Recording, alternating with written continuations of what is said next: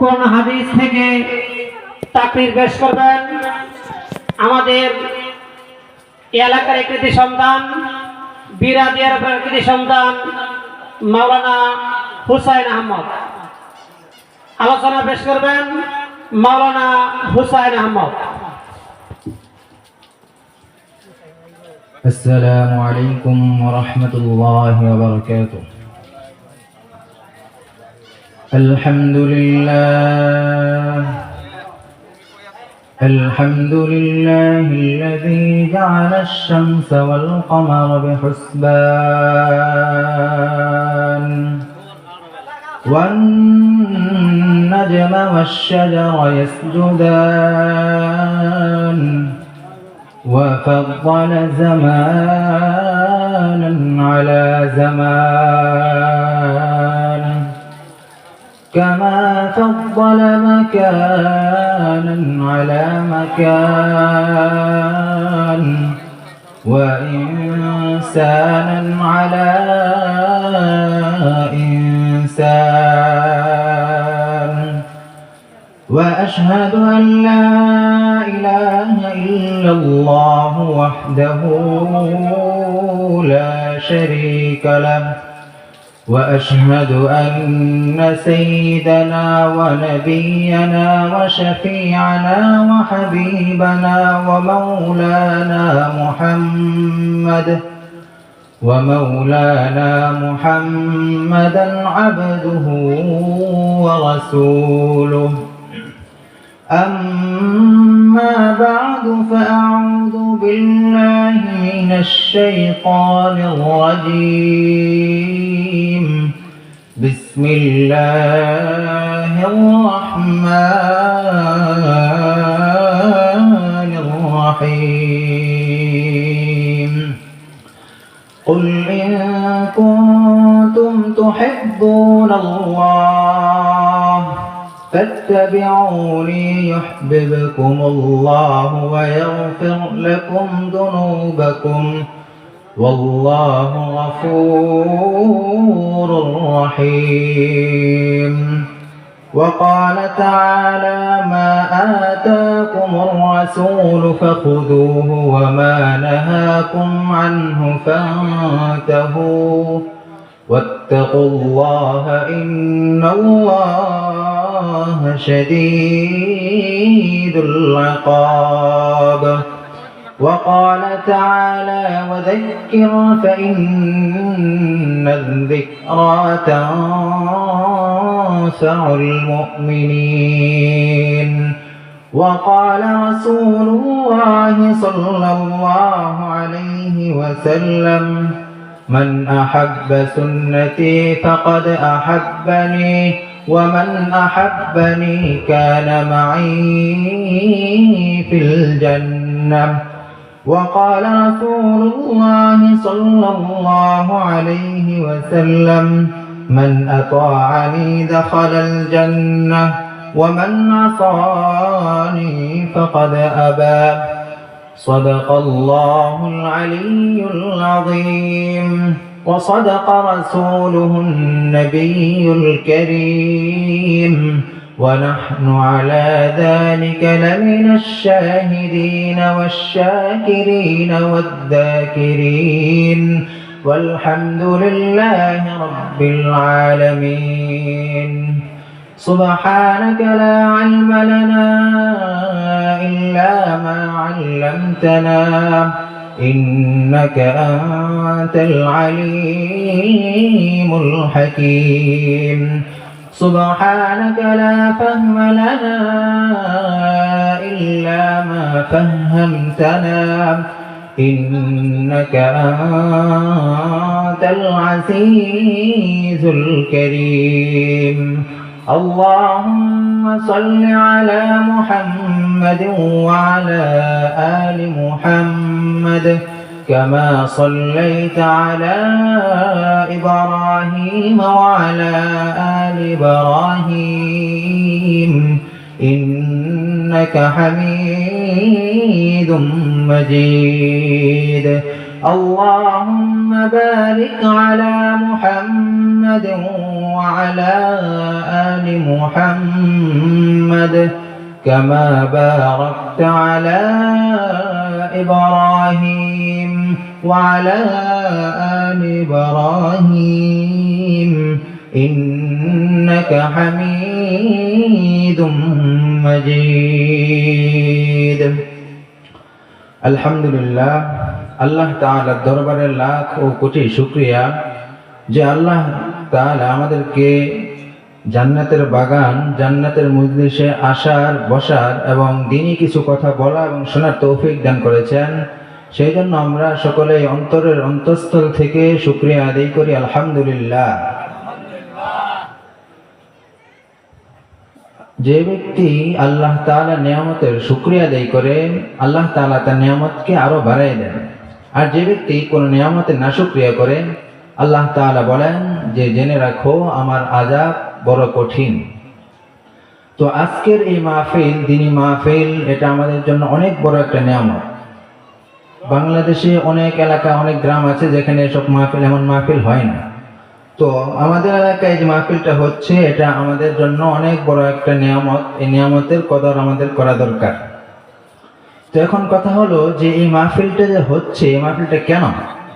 এই মাহফিলটা হলো যে এই এলাকার এই জেলার বা আশপাশের সকল মানুষ যেন কোরআন ও হাদিসের উপর আমল করতে পারে এবং আল্লাহ তাআলার হুকুম এবং রাসূলুল্লাহ সাল্লাল্লাহু আলাইহি ওয়াসাল্লামের তরিকা অনুযায়ী জীবন যাপন করতে পারে এবং জান্নাতে প্রবেশ করতে পারে। এই কারণেই কিন্তু এই মাহফিল।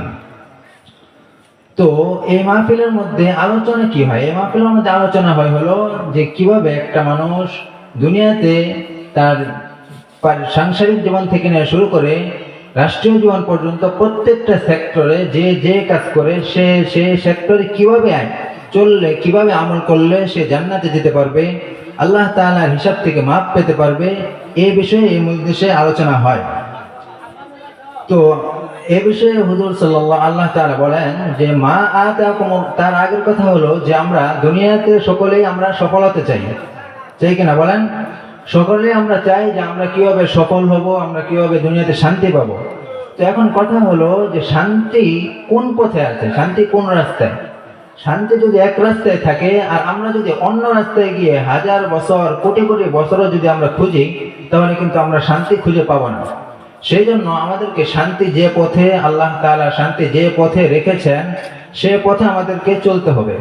সে বিষয়ে আল্লাহ তাআলা বলেন যে মা আতাকুমুর রাসূল ফাখুযুহু ওয়া মা নাহাকুম আনহু ফান্তাহু, অর্থাৎ তোমরা যদি শান্তি পেতে চাও, তোমরা যদি জান্নাতে যেতে চাও, দুনিয়াতে এবং আখিরাতে উভয় জাহানে যদি সফল কাম হতে চাও, তাহলে রাসূলুল্লাহ সাল্লাল্লাহু আলাইহি ওয়াসাল্লাম যা কিছু তোমাদের নিকট এনেছেন তার অনুযায়ী আমল করো।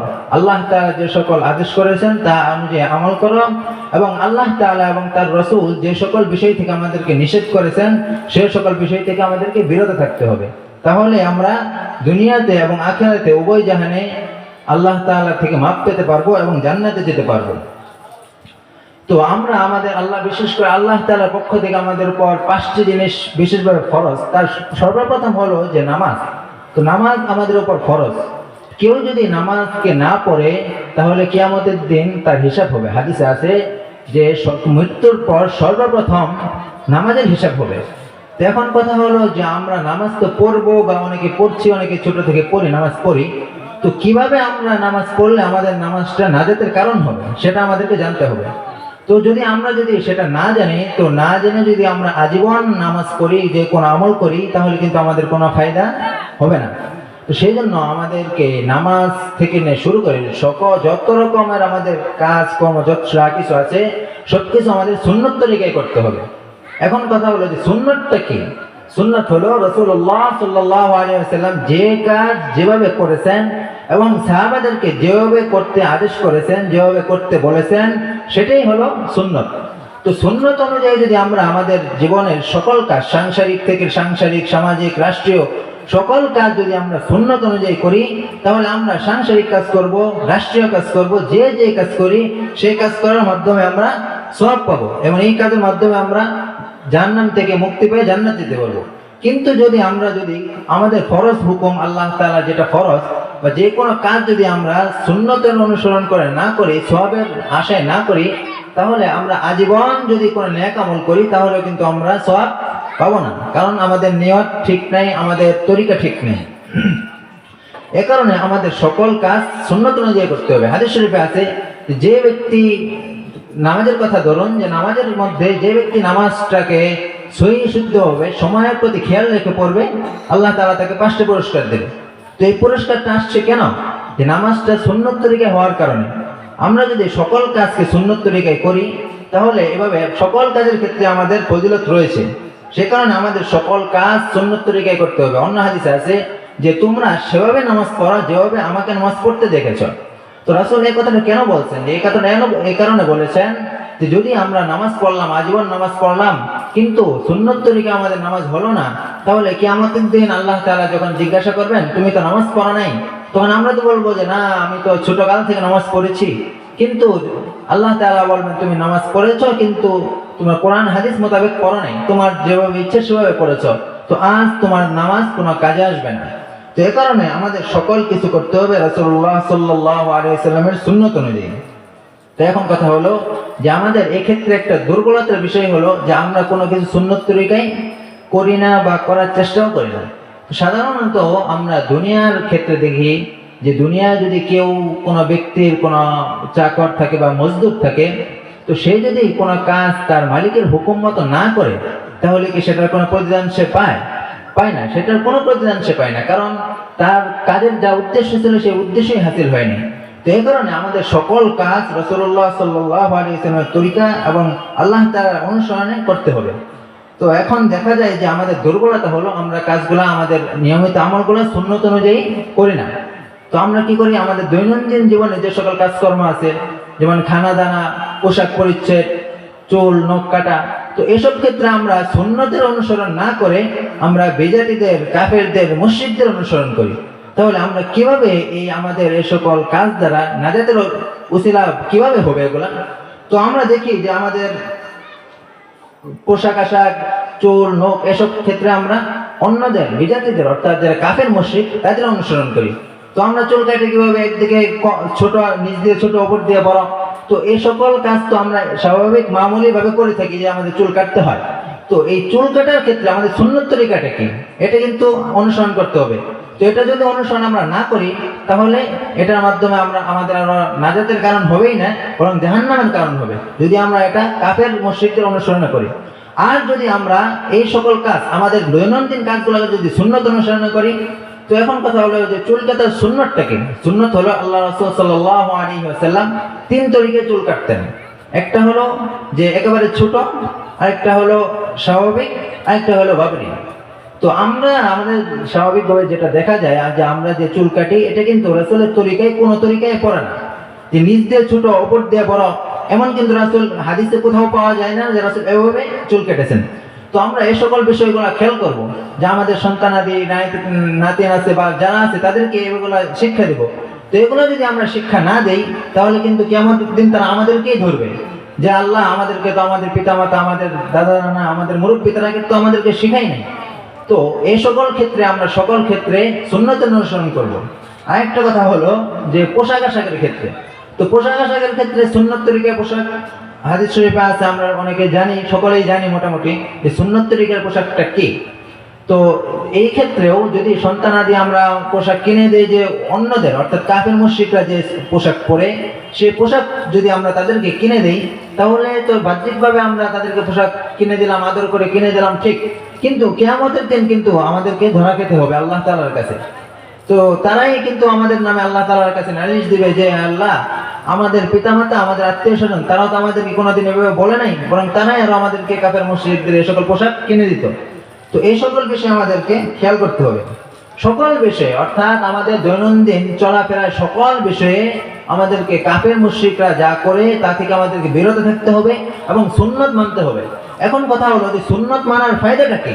সুন্নত মানার ফায়দা হলো হাদিস শরীফে আছে যে আল্লাহ রাসূল সাল্লাল্লাহু আলাইহি ওয়াসাল্লাম বলেন, যে ব্যক্তি আমার সুন্নতকে মহব্বত করলো সে আমাকে মহব্বত করলো, আর যে আমাকে মহব্বত করলো সে কিয়ামতের দিন আমার সাথে জান্নাতে যাবে।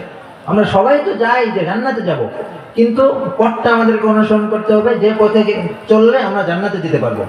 তো এই কারণে অন্য এক হাদিসে আছে যে আমার সুন্নতকে মহব্বত করলো, সে কেমন যেন আমাকে মহব্বত করলো।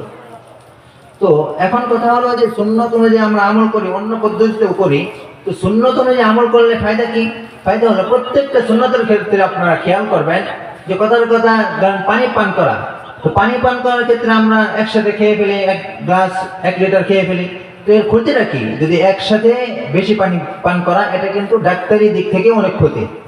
তো আরেকটা পানি খাওয়ার সুন্নত হলো যে ডান হাত দ্বারা গ্লাস ধরবে, তো গ্লাস ধরে যে পাত্র যদি এমন হয় যে সেটার মধ্যে দেখা যায় না, তাহলে না দেখে ওটা দিয়ে পানি পান করা নিষেধ, কারণ এটার মধ্যে কোনো বিষাক্ত জীবজন্তু থাকতে পারে, তো এটা আমার ক্ষতি করবে।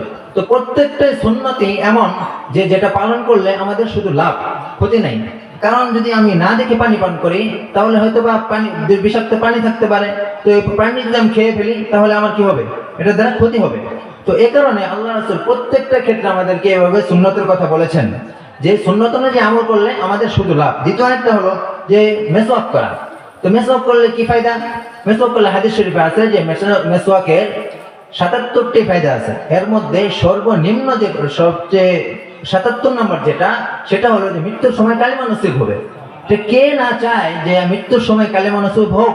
আর বিভিন্ন হাদিসে তো আছে যে যার শুরু এবং শেষ, অর্থাৎ তার শুরুর কথা হবে লা ইলাহা ইল্লাল্লাহ এবং তার মৃত্যুর আগের কথা হবে লা ইলাহা ইল্লাল্লাহ, আল্লাহ তাআলা তাকে মাফ করে জান্নাত দান করবেন।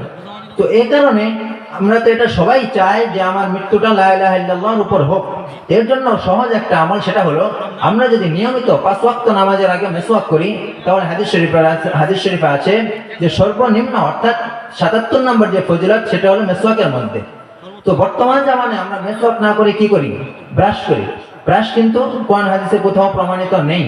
তো ব্রাশ না করে আমরা মেসওয়াক করব। তো ব্রাশ করলে কি হয়? ব্রাশ করলে শুধু একটা ফায়দা হাসিল হয়, সেটা হলো দাঁতটা একটু পরিষ্কার হয়। কিন্তু মেসওয়াক করলে দাঁতও পরিষ্কার হলো, আমার রাসূলের সুন্নত পালন করা হলো, সবকিছু হলো। তো এই ক্ষেত্রে আমরা সকল কাজের ক্ষেত্রে সুন্নতের অনুসরণ করার চেষ্টা করব। তো এই ক্ষেত্রে ছোট্ট একটা ঘটনা, সেটা হলো যে আব্দুল্লাহ ইবনে ওমর রাদিয়াল্লাহু তাআলা আনহু উনি কি করতেন? প্রত্যেকটা কাজে খানা দানা থেকে শুরু করে চলাফেরা, তো এমনও করতেন যে রাসূলুল্লাহ সাল্লাল্লাহু আলাইহি সাল্লাম সফর করার সময় এক জায়গায় গিয়ে প্রয়োজনের জন্য উনি থামছেন, অবস্থান করছেন, কিন্তু আব্দুল্লাহ ইবনে ওমর রাদিয়াল্লাহু তাআলা আনহু যখন ওই রাস্তা দিয়ে যান, তখন সব সময় সেখানে অবস্থান করেন। তাকে জিজ্ঞাসা করা হলো যে আপনার তো কোনো প্রয়োজন নাই, তো আপনি এখানে কেন করেন? তো বলেন যে এখানে রাসূল থামছিলেন, সেই কারণে আমি থামি, অথচ এখানে থামার তার কোনো প্রয়োজন নেই। তো এই কারণে দেখেন যে সাহাবায়ে কেরাম যে তারা এত বড় হয়েছেন, তারা এত সম্মানিত হয়েছেন, যাদের ব্যাপারে আল্লাহ তাআলা বলেছেন যে রাদিয়াল্লাহু আনহুম ওয়া রাদু আনহু, যে আল্লাহ তাআলা তাদের উপর সন্তুষ্ট, তারাও আল্লাহ তাআলার উপর সন্তুষ্ট। এটার কারণটা কি? যে তারা প্রত্যেকটা কাজে, চলাফেরায়, খানা পেনা, ওঠা বসা, সব কাজে তারা আল্লাহ তাআলা এবং রাসূল সাল্লাল্লাহু আলাইহি সাল্লামের সুন্নতকে তারা অনুসরণ করেছে। এই কারণেই তাদের এত মর্যাদা। আরেকটা এই ক্ষেত্রে সেটা হলো যে আব্দুল্লাহ ইবনে ওমর রাদিয়াল্লাহু তাআলা আনহু সাদ ইবনে আবু ওয়াক্কাস রাদিয়াল্লাহু তাআলা আনহুকে এক জায়গায় পাঠিয়েছেন যুদ্ধের জন্য। তো অনেক দিন হয়ে যাচ্ছে, 1 মাস হয়ে গেল, তো যুদ্ধের কোনো ফলাফল আসতেছে না। অর্থাৎ তারা গিয়ে দেখে যে তারা এই দুর্গের দরজা বন্ধ করে ভেতরে বসে আছে কাফেররা, অর্থাৎ কোনো ফলাফল পাওয়া যাচ্ছে না। তো তারপর সাদ ইবনে আবু ওয়াক্কাস রাদিয়াল্লাহু তাআলা আনহু ওমর রাদিয়াল্লাহু তাআলা আনহুর কাছে চিঠি লিখলেন যে আমিরুল মুমিনিন, তো আমাদের তো এই অবস্থা যে আমরা এখানে আসলাম 1 মাস হয়ে গেল, কিন্তু আমাদের 1 মাস হয়ে গেল যে আমাদের কোনো যুদ্ধের ফলাফল আমরা পাচ্ছি না। তো তখন ওমর রাদিয়াল্লাহু তাআলা আনহু বললেন যে তোমরা সুন্নতের অনুসরণ করো, হয়তো বা তোমাদের কোনো সুন্নতের মধ্যে ঘাটতি আছে। তাহলে সাহাবারে যদি এমন হয় যে একটা সুন্নতের ঘাটতি আছে, তার কারণে যুদ্ধের মধ্যে কোনো ফলাফল আসতেছে, অর্থাৎ যুদ্ধে যাইতে পারতেছেন না, তো আমাদের তো তাদের ক্ষেত্রে তাদের সাথে আমাদের কোনো তুলনাই হয় না। এই কারণে প্রত্যেকটা কাজে আমরা আমাদের খানা পেনা, চলাফেরা, সকল কাজে আমরা সুন্নতের অনুসরণ করব। কারণ আমরা সকলেই কি চাই? আমাদের জীবনটা সফল হোক। তো সফল হওয়ার জন্য আমরা সকল কাজে, অর্থাৎ আমাদের পারিবারিক কাজ থেকে নিয়ে শুরু করে রাষ্ট্রীয় সকল কাজ পর্যন্ত আমরা সুন্নতের অনুসরণ করার চেষ্টা করব। আল্লাহ তাআলা আমাদেরকে আল্লাহ তাআলার সকল হুকুম রাসূলুল্লাহ সাল্লাল্লাহু আলাইহি ওয়াসাল্লামের তরিকা অনুযায়ী মানার তৌফিক দান করুন। আমিন। ওয়া আখির দাওয়ানা আলহামদুলিল্লাহি রাব্বিল আলামিন। আসসালামু আলাইকুম ওয়া রাহমাতুল্লাহ।